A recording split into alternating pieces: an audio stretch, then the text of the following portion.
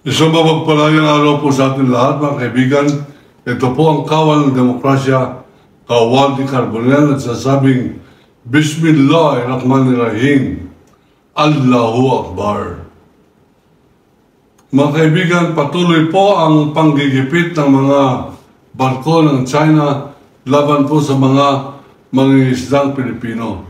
Andito pa rin po tayo sa Palawan at ito po ay ating dinodocument. Ito po ay ating binabalidate at ito po ang ating pagtutunan po ng pansin dahil po sa kawalan ng paninindigan ng gobyerno ito. Mga kaibigan, ang sasakop sa atin ng China ay tuloy-tuloy. Kung atin po susukat ito sa palisukat ng kalahati ng kapunuan, siguro nandun na po sila sa mga 70%. 70% na pong nasasakop ang ating bansa. 70%. Wala pa rin ginagawa itong gobyerno na ito. Wala pa rin tayong ginagawa bilang mga mamamayan tungkol dito. 70% na po success nila. Bakit? Eh marami po sila mga Pilipinong dami.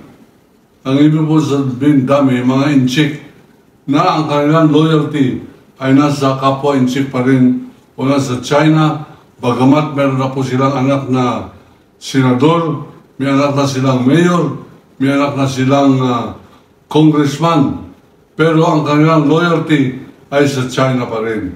Bakit? Sapagkat yung isang may-ari ng napakalaking chain ng hotels dito sa Pilipinas, nagpagamit po sa inchik at binili yung 3 isla malapit po sa Batanes noong mga nakaraang 4 na buwan. At ngayon, pala-insik po yan ang nakatira doon. Puno-puno po na insik. Pero ang buyer, Filipino-Chinese, ang pangalan ng buyer, William Gatchalian. Opo, yan po ang pangalan niyan. Ngayon, mga kaibigan, diyan po naman sa Cavite, yung pong pinagmamalaki ng araw ng mga Rimulya na isla, yung Island Cove o Covelandia. Abay, mga 16 po na 23-story buildings ang nandyan po ngayon. Para inchik, 1,000% inchik po ang nakakupa. Sa mga tuwid, doon po sa tinitirahan naming hideout natin sa Parañaque, doon po sa multinational, abay nagmamayari po dyan kalahati ng mga bahay na malalaki. Pala-inchik na rin po. Ano pong ginagawa natin?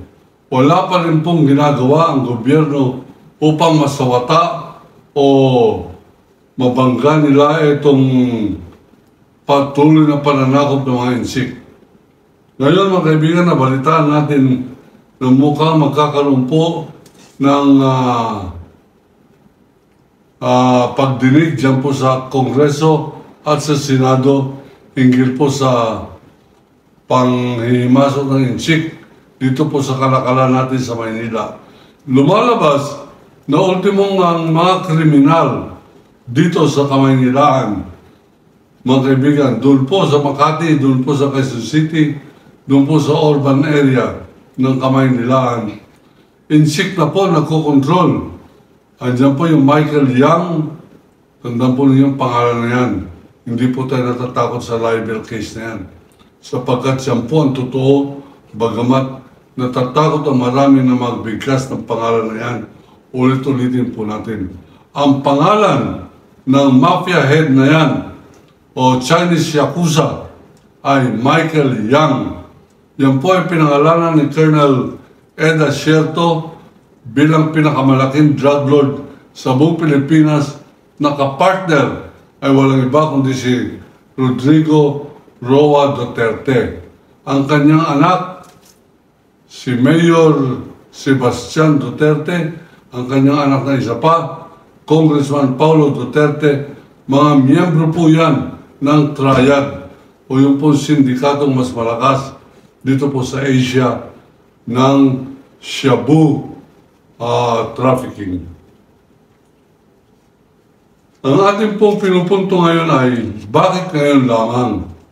Kung sana nung pangunang binulgar yan ng programang ito ng kawal ng demokrasya, una pa lamang ibinulgar din ni Colonel Asierto, ay pinayuhan ko po na ipadala sa Senado sa Blue Ribbon Committee kay Senator Richard Gordon. Hindi po inintindi. Tinulungan ko po sila makarating ang kanilang sulat sa Malacanang. Hindi pa rin sila inintindi. Pagkatapos po niya nagkaroon ng pandemic, ang tinira po nito Michael Yang na ito ay ang gamot, yung personal protection equipment, face mask para sa pandemic. Tumira po siya ng 8 billion peso plunder. 8 billion pesos mga kaibigan.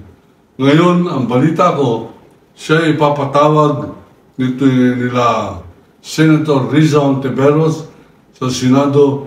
Pero nabalitaan ko rin at sasabihin ko na kay Senator Riza Ontiveros, hindi sisipot yan sapagkat ang kanyang backer ay malalakas. Meron siyang backer na ex-president, meron siyang backer na 3 senador, isa riyan, dating PNP Chief of Police pa, meron siyang backer na congressman, may backer na dating commissioner ng Bureau of Immigration. Michael Yang, tandem po yan ni Richard Lin. At yung pangatlo, triplet po yata, si Alan Lim. Tatlo po yan, binulgar na yan ni Colonel Asierto. At ito po ay ating tinututukan. Ito po ay ating dinodocument.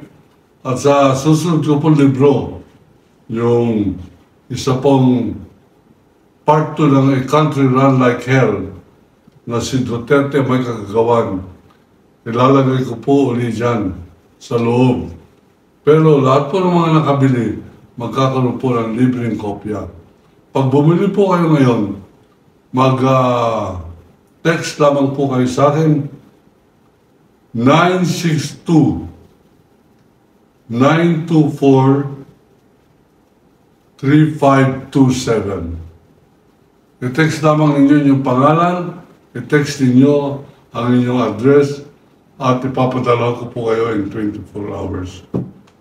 Siyempre, pag nag-delay po ng konti, may baka po dahil sa may bagyo. Hanggang dito pa lang po tayo, bibigyan ko po kayo ng update tungkol po dito sa mga Chinese mafia na ito, na meron po sila mga pinakidnap, meron pinapatay, nagpasok dito ng prostitusyon, at siyempre, tuloy-tuloy ang pagpasok ng tuni-tuniladang shabu dito po sa ating bansa. Ako po ang kawal ng demokrasya, Kawal de Carbonera, at sasabing, iniibig ko ang Pilipinas. China, layas!